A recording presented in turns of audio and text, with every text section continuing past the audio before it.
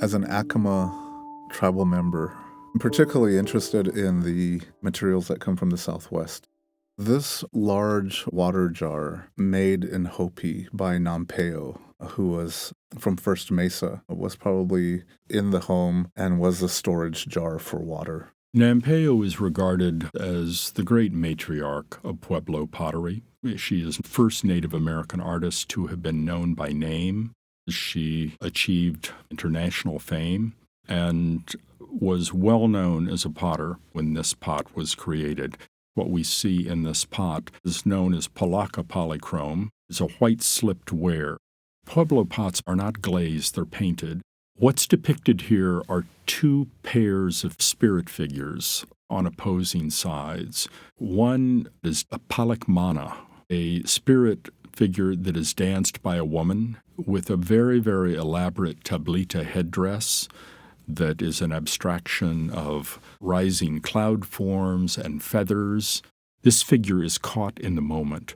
The dancer's head tips to the right, and her arm, in an opposing gesture, tips to the left.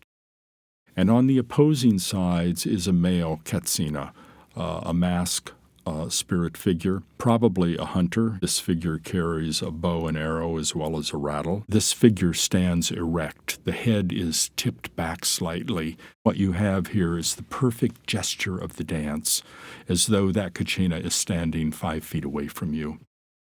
The design on this piece is just exquisite. You have the rainbow and then the clouds and rain symbols along the neck of the pot. Pottery of this type are made by a coiling method. The Hopi people have a source for clay. Clay is also a very sacred resource. Most potters will refer to the clay as the clay mother. The mineral paints are also gathered from the local area.